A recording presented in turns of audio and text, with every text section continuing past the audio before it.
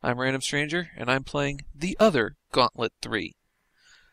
This one was released for the Lynx, made by Epix. It actually started out as a different game, and they just changed the name, essentially. The original game was kind of time travel themed. And you'll see a bit of that in the character selection here.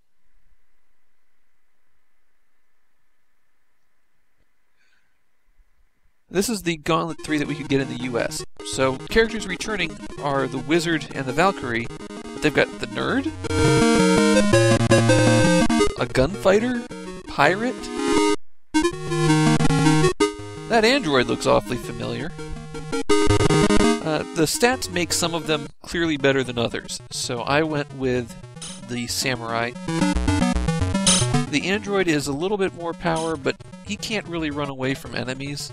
So I think that the Samurai is the better choice.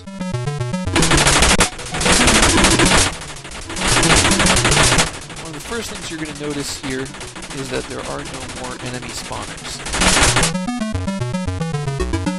Everybody's placed on the map in advance. In the lower left, that black square is actually kind of a first-person view that shows you any sprites that are in that direction. So you can see I can read that scroll as I approach it. The blast spell works like the potions used to in Gauntlet 1 and 2. I'm trying to line myself up here so I can start shooting these guys as soon as I can bump the door. There aren't any big doors like there used to be, it's just those little thin ones.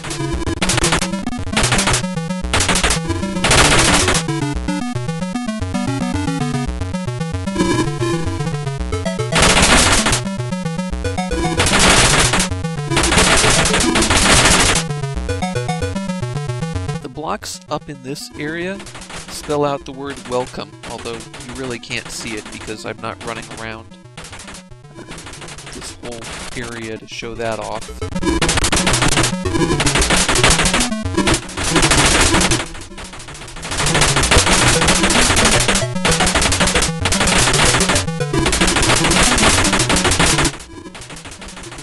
There's 40 stages to this game, and they are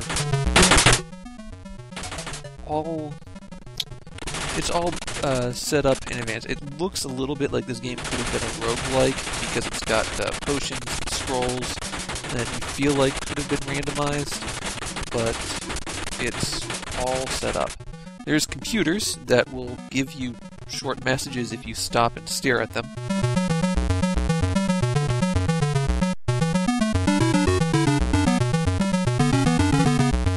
And the blue squares act as the down staircases, or exit squares. Now, this stage is a lot more open, this level. So I have to use that window in the bottom left to know when there's enemies approaching that are off screen. Your viewing area is just so tight that you really have to take advantage of that at some points.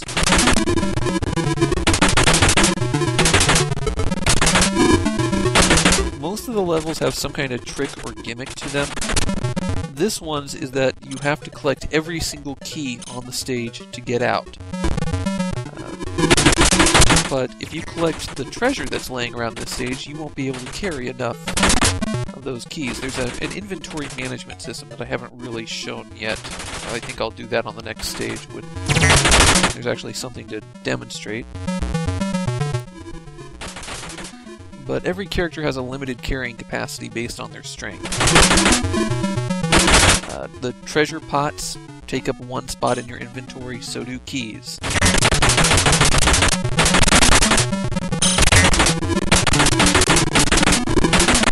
So even though I'm going to need all of this treasure soon enough,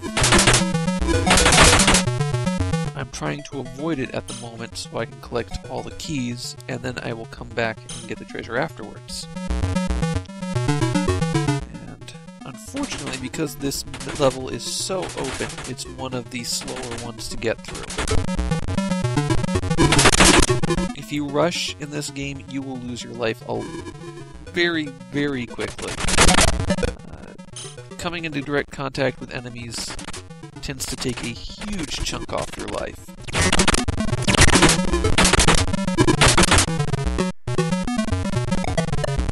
That changes up based on your strength as well. The higher your strength, the less damage you take when you come into contact with an enemy.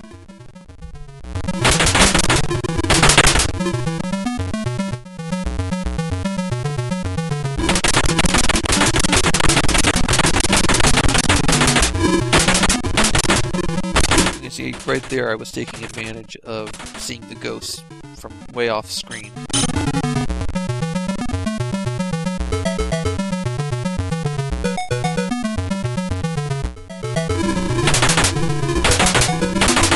Gold is used to buy things in shops, but shops are extremely rare in this game.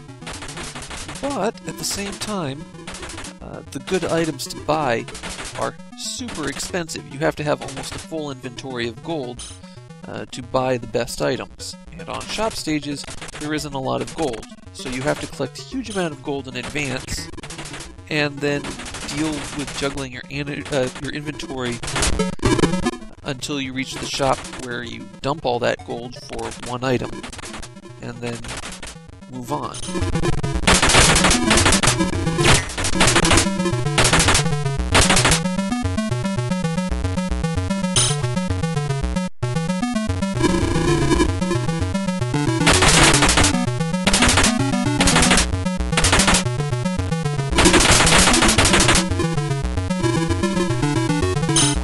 There's the exit path where I have to have all the keys, but we don't have all the keys yet, so I still have to go back here and get a few more.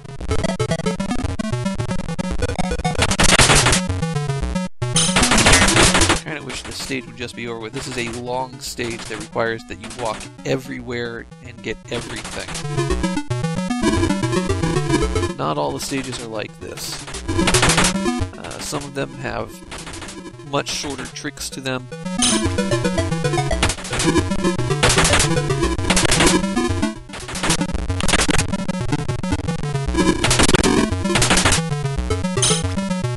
There was something that I'll have to point out later on, but the enemy movement in this game is much different from the previous Gauntlet games.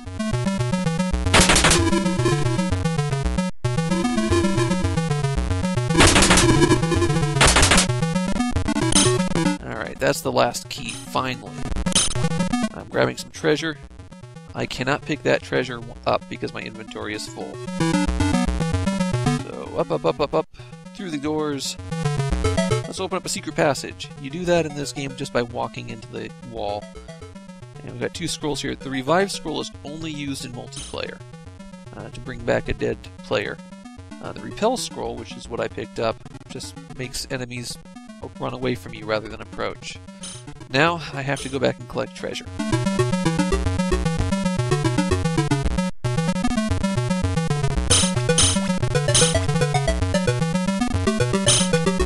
I'm keeping a rough count here of how much treasure I'm collecting.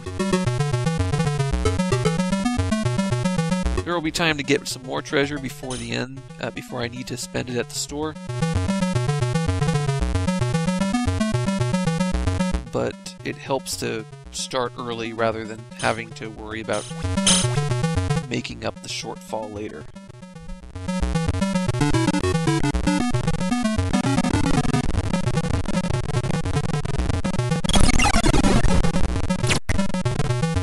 Alright, finally, a new stage. I think that second stage is actually the longest one. Now, this one, if I stayed in the main path, I would have to fight a bunch of monsters, and I'd get to the end and discover I didn't get a lot out of it. There's just some treasure pots in there. If I go through that secret passage, I come out here where there's no monsters and lots of food. And eventually the exit. So there's no more enemies for me to fight on this stage. I just have to collect the things, move on. Now, potions are not potions like they were in the previous Gauntlet. What they do when you use them is that they boost one of your stats. and they boost it only for about 2 minutes, or until you go on to the next stage. So if 2 minutes runs out, the potion wears off, or if you go down a floor, the potion wears off. The inventory, there's 2 buttons on the links, and one of them does the attack, the other one opens up the inventory, where you can move left and right to go through it, which is very slow. Hit up to use an item, down to drop it. Here I had to start running immediately because the frogs are probably the worst enemy to deal with directly. And by directly I mean they will drop on you indirectly. They can leap on you from off screen where you can't see them and cause about 1,500 points of damage.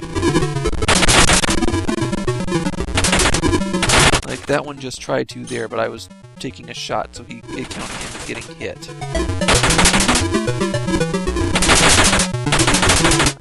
All of the rooms here just have treasure and keys to unlock other doors, so I don't even have to hang out on this stage, I can just run.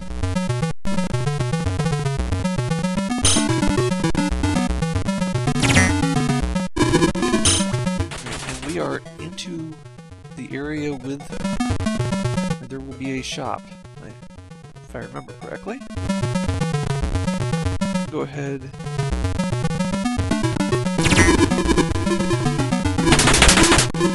If I went left, I'd go almost straight to the exit, but I might have been unable to reach the shop. So instead, I'm going the other way so I can get a little bit of treasure.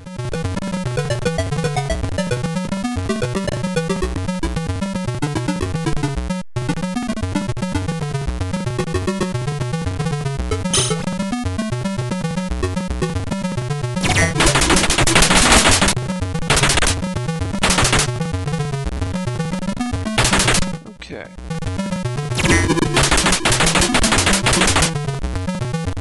So here, I'm going to use one of my potions. The blue potion increases my strength. So my strength is up 2. I can carry, I think it's 4 more items total.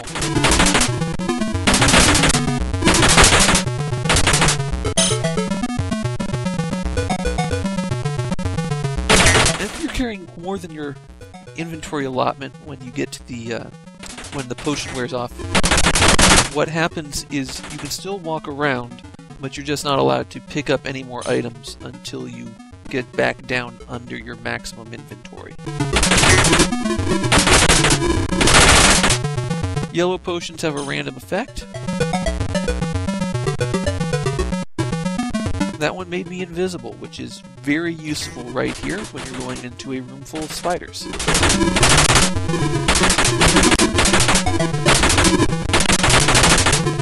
That was exactly what I needed at that moment.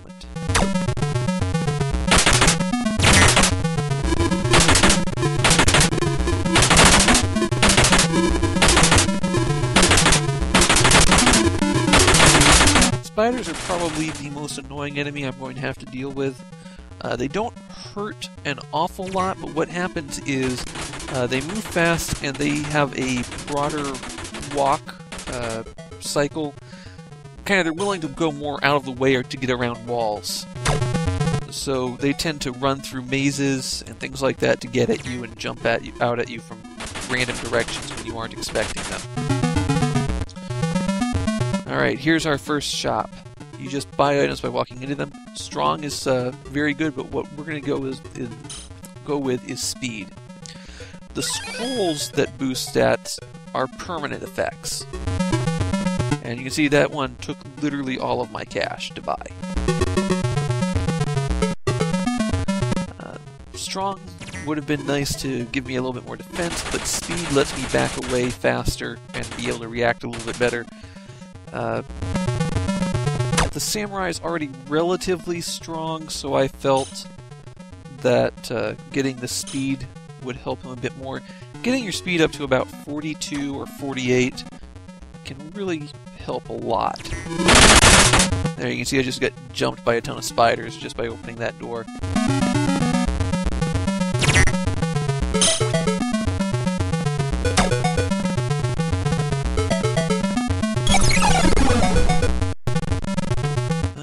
Alright. We're into another area. This level has a lot of good stuff to collect. So I'm actually going to be cleaning out most of it. But, first things first. I need to just hang out here and face in this direction for a while.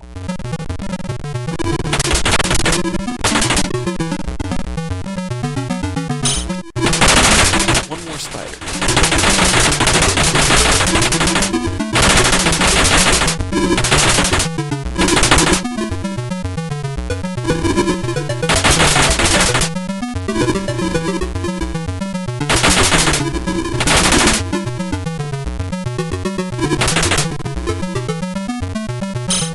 That was lucky with avoiding that frog, and now I know what's coming up. So I'm just going to use that repel scroll so that the frogs won't jump on me as I go up here to clean out their room.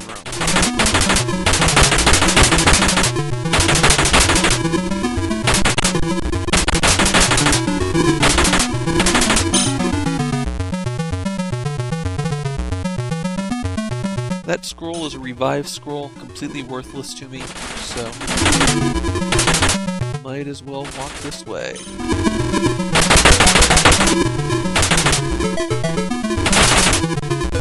And I've actually... well, I need to get through this area first. It's given me a lot of speed potions, which I've been using up there. Letting the spiders out.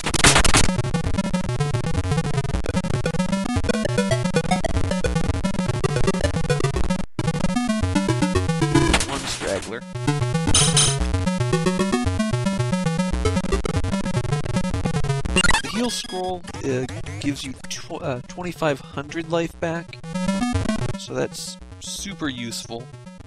The red apples, for what it's worth, are 500, and I believe the green ones are 1,000. The boulders, when you walk into their path, and they have a preset path that they move back and forth on, will get triggered and they'll roll down their path, or back up it, depending. So, by walking out one step here, I will set the boulder down on me. You see there, the boulder actually smashed that spider, which was nice of it. I'm going to do it again, actually, for the fun of it. The boulders can be destroyed by just attacking them a lot. I don't know why that's the case. The boulders are also worth an absurd number of points if you wanted to go for a score attack in this game. They're not that hard to destroy either.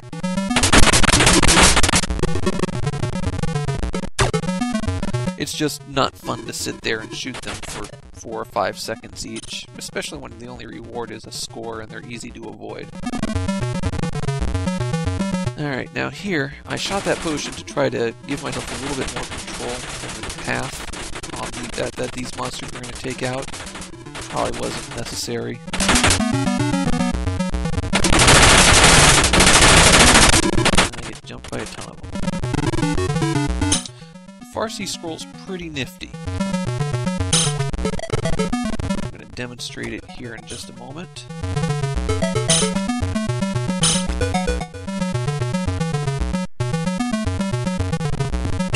Astrally project and just start wandering the stage.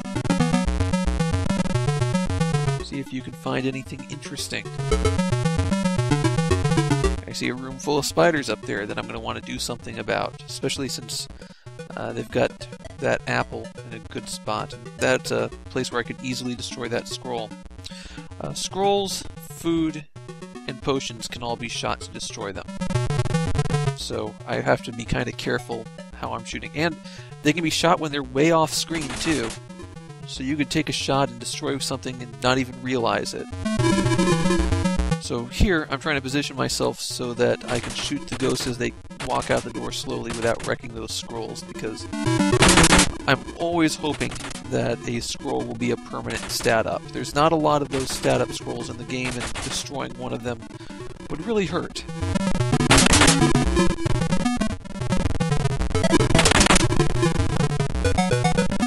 Repel up there. That's good. Power scroll. The power scroll is gives you boost to all of your stats.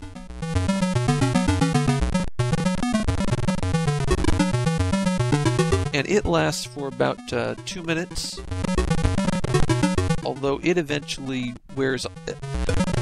It is strictly on time. Unlike the potions, which wear off when you go down a floor, the Power Scrolls effect will continue until time runs out.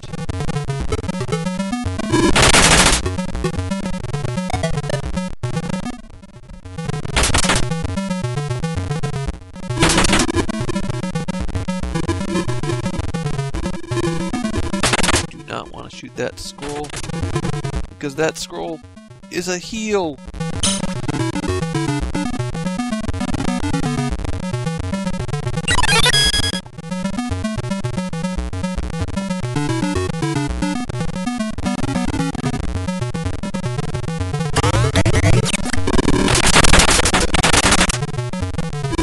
I probably shouldn't have used that additional strength potion, but my feeling was that I was about to start wading into that room full of spiders, and I did not want to get excess ones.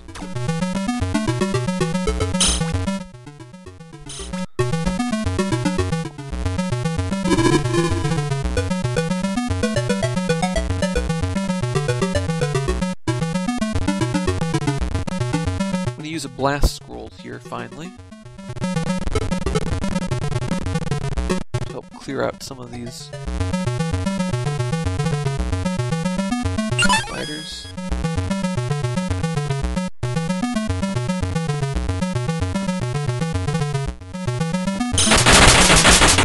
And I still accidentally shot the green apple.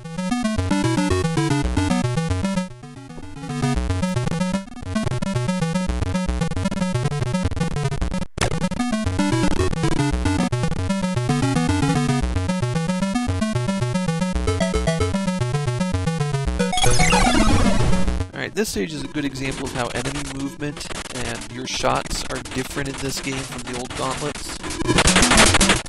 Enemies can always go through diagonal cracks. Your shots never can. It's not simply a situation like the warrior can't shoot through the diagonals.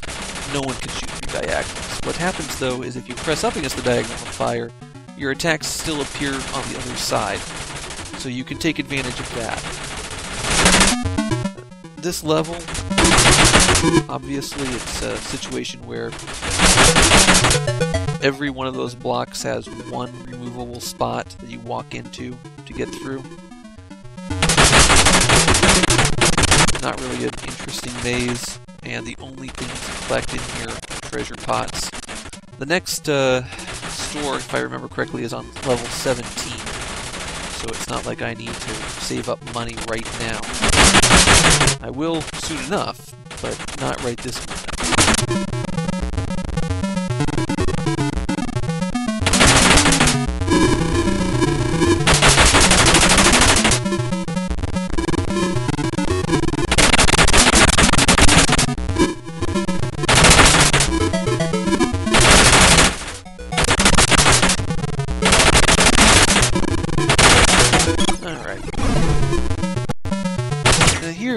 You could see this stage has a lot of enemies that don't notice you until you actually do something. I'm taking advantage of my potion richness to chug a few.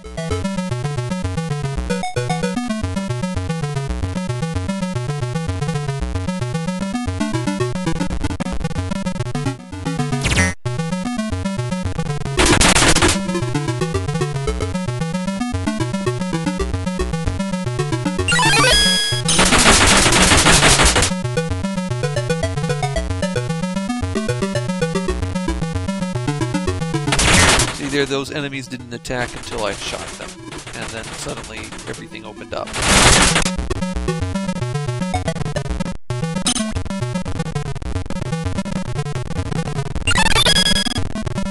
The orange potion immediately disables the effects of any boost that you have, so I use the power scroll and then I use the orange potion. So, gained and lost.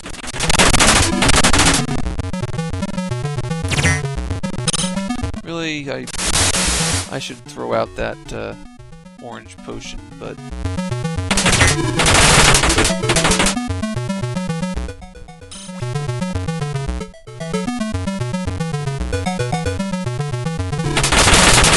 That was the wrong door to open, and I shouldn't have done it. Because there's only a key in here, so the only thing I gained from that is killing those enemies and wasting a little bit of time.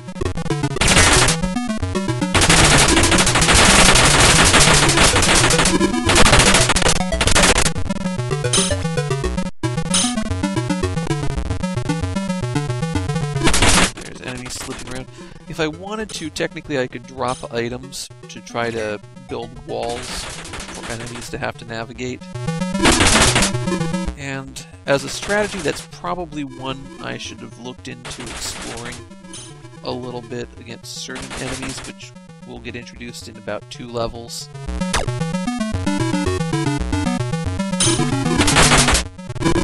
I'm not done playing the game yet, so maybe I'll do that later on.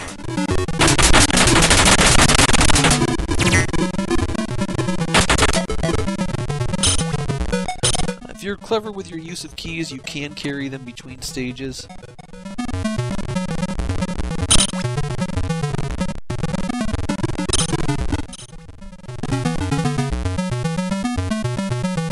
Take a look at what's coming up. Enemies, food, treasure. It's another situation where I'm going to have to clean out effectively all of the stage.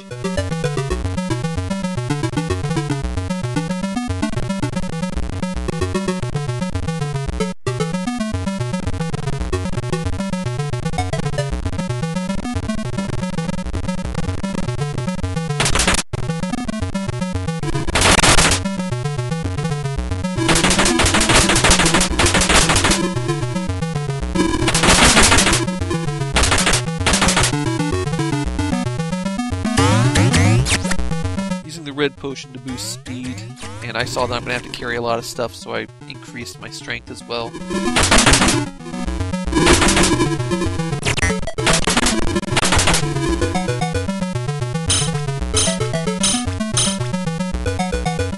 Oh, I really should dump that orange potion, and I wind up carrying it around forever.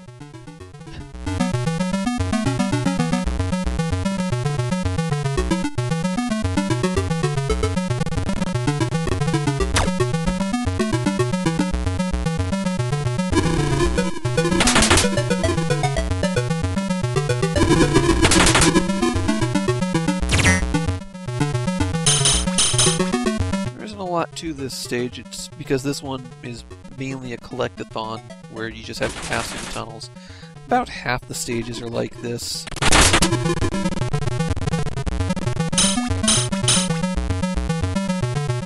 It's more interesting to discuss the gimmick stages that occur.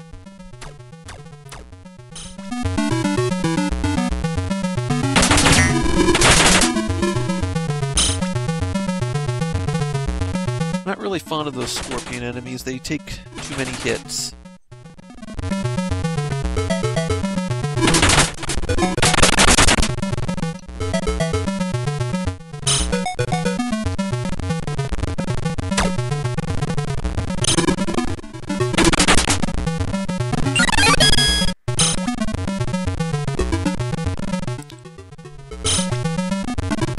Now this game,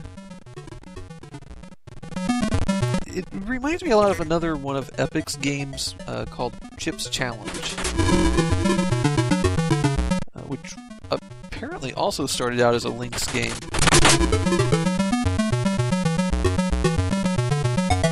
It doesn't have the patterns for a lot of stuff, but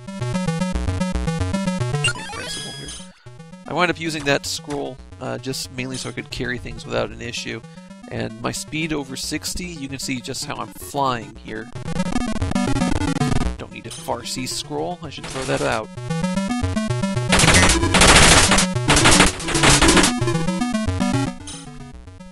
Here I'm taking advantage of that crack to let the enemies come out right into the path of my sword.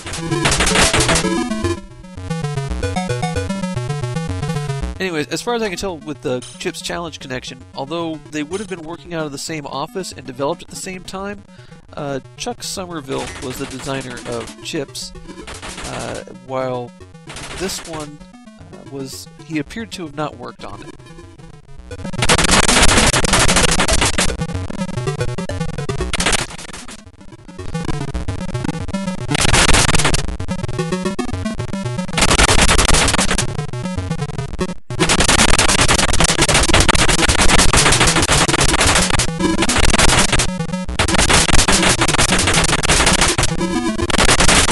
I wouldn't be terribly surprised if they actually shared some underlying code. But it's different.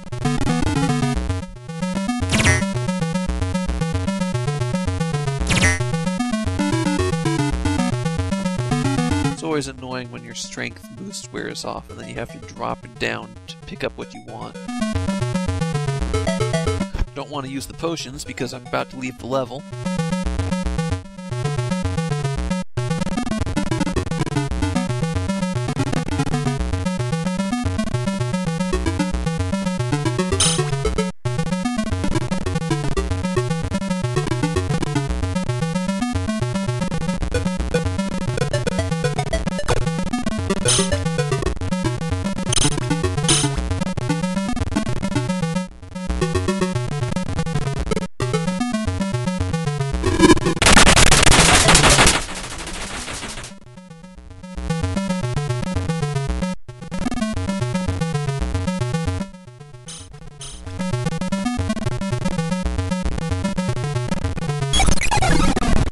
Okay, we are now at what is probably the first genuinely difficult stage in the game.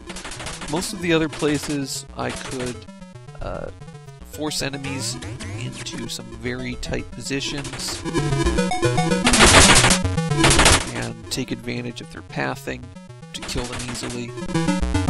This one introduces a new enemy that you have to fight in the narrowest of confines to stand a chance, but this is a very open stage.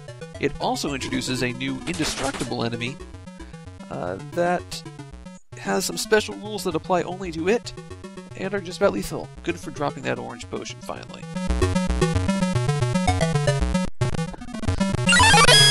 I turned myself invisible specifically to avoid running into that new enemy. Unfortunately, it doesn't let the cactus, I don't know if they're cactus men or just cactuses, it doesn't let them swarm out the passageway for me, so I'm not really able to take advantage of that. This stage is a series of rings with secret passages between them all. There was the new enemy, that giant fly trap. You'll get a better look at one in a few minutes.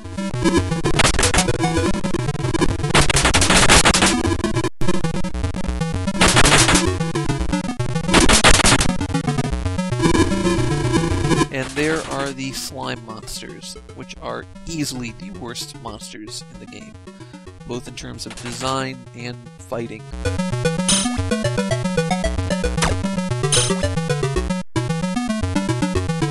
Okay, if you are within 2 squares of a fly trap, it pulls you in instantly. You have to be pressing against it continually to have a chance, and since they pop up very suddenly, odds are you get hit by it and are gone. Now I'm using the invisibility potion here. Well, the yellow was fortunate enough to give me invisibility. But I'm using it to try to deal with the slime monsters a little bit more effectively. Anytime a slime monster is hit, whether it's by the hitting directly confronting them where you bump into them, or you hit them with your thrown weapon, they split and make 2 more slime monsters. The only way to avoid this is if you hit them in such a way that the split would appear in a wall, and then that split doesn't happen. Now here, any place I hit them, there's 6 squares around them which could be available for them to split into. So you can see why this can get out of control very quickly, and it's almost impossible to deal with them in this area. The only chance I have is to fight them near the wall, so that the split will hopefully go into the wall both times, and then I can get rid of them. The little shark guys always generally follow a circular path. They don't tend to chase after you unless you've hit them.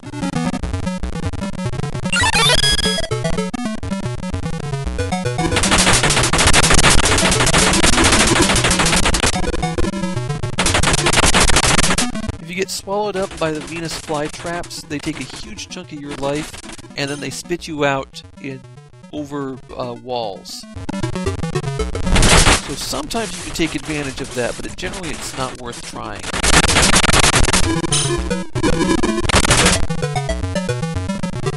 Finally, we have a narrow space to fight the slime monsters in down here.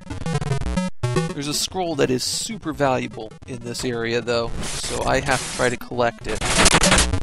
You can see with the more narrow path, they cannot get out.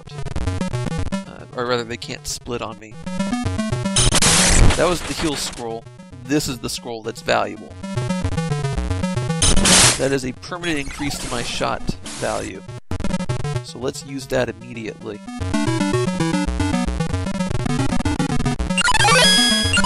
And the heal scroll. Those stalactites are apparently some kind of trap. I can't say I've ever really been hit by them, so I don't know how effective they are, but if you hear them coming, just run away.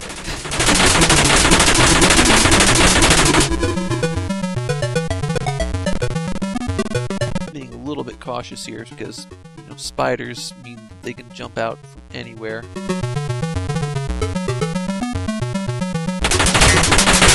But it's Gauntlet, so you force them into a choke point and shoot them until they're all gone.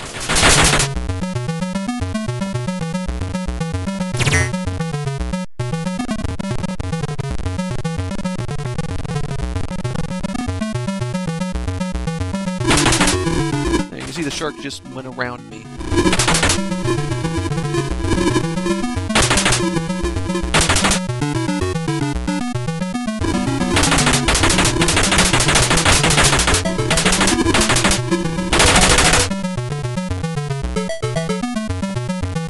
Standing in the middle of a 2-square wide hallway is a good way to control it. It helps. It's a little bit better than the previous gauntlets in that regard.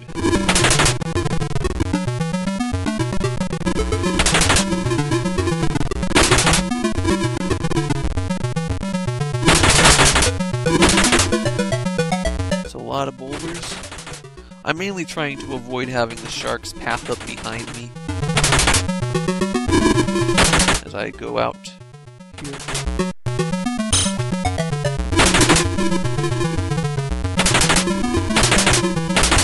It's annoying to fight the sharks on the stone background because I often can't see them until it's too late. Wonder what's over here. Spiders! Really wasn't a good option, because as soon as the spiders attack, they're all over you. If I had shot from outside this area, maybe I could have dealt with them. Let's see what's over here behind the boulders first. Absolutely nothing. Thanks.